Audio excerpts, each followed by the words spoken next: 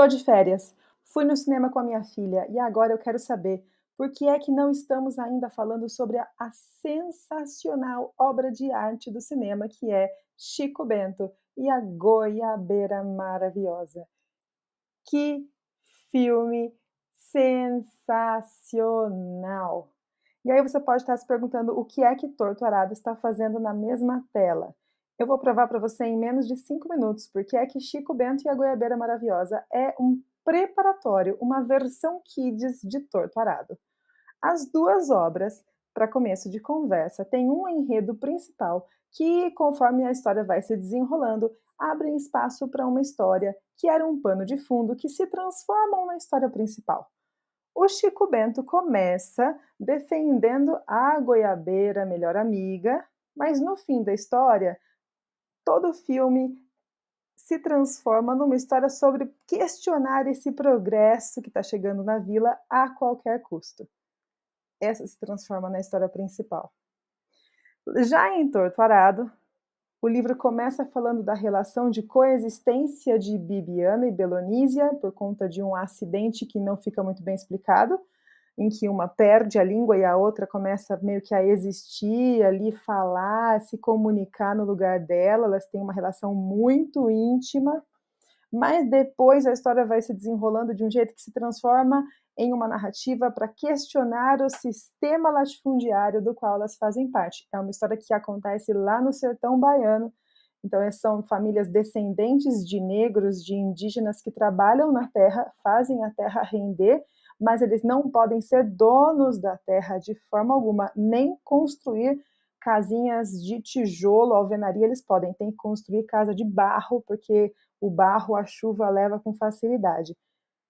Segunda coincidência, nas duas obras nós temos a narrativa da valorização dos movimentos coletivos para que ninguém desista dos seus sonhos. O grande sonho em Torto Arado é que essas famílias de fato sejam donas da terra, para que essa terra seja deles de fato, já que na prática é deles.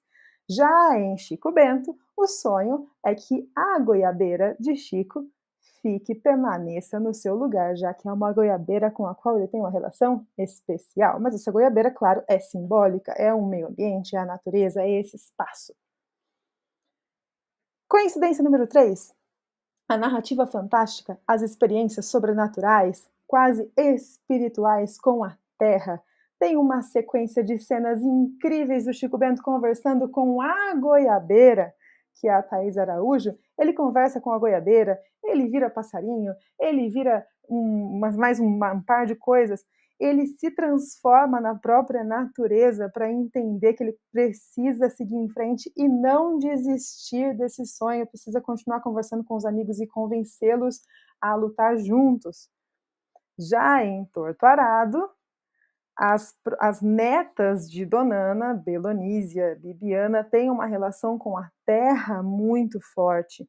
Em diversos momentos, elas se dizem filhas de, não é esse o termo, mas é curandeiro, a gente diria, né? Lá eles usam outro termo, mas elas têm receitas feitas com a terra, elas usam do mato, elas usam ervas medicinais, elas têm os seus rituais. Tem várias heranças de matriz africana que aparecem dentro dessa história. A relação com a terra e a narrativa fantástica acontece nas duas obras. Coincidência número 4, a educação como elemento de transformação. Em Torto Arado, Bibiana se forma como professora, volta para a terra onde eles estavam, de água... esqueci, voltam para a vila e se transforma numa figura importante na luta pelas próprias terras, junto com o seu marido Severo, que era líder do movimento ali nessa luta coletiva. Já em Chico Bento, a gente tem uma professora, claro, tudo muito mais doce, mais fofinho, mas a gente tem uma professora que ajuda as crianças a se juntarem e juntarem informações para questionarem onde essa estrada vai passar e essa conversa de que tem que passar e tem que fazer a estrada, por que tem que passar? Provei para você que um é a versão kids do outro com todas as suas adaptações. Aí, vem comigo, se a gente pudesse usar essas duas obras no Enem, eu usaria Torto Arado nessa última versão aí, Desafios para Valorização da Herança Africana, mas eu acho que a gente poderia usar para outras coisas também. Aí eu faria assim. A obra contemporânea, amplamente elogiada, Torto Arado, de Itamar Vieira Júnior, narra a vida de famílias descendentes de negros e indígenas do sertão baiano.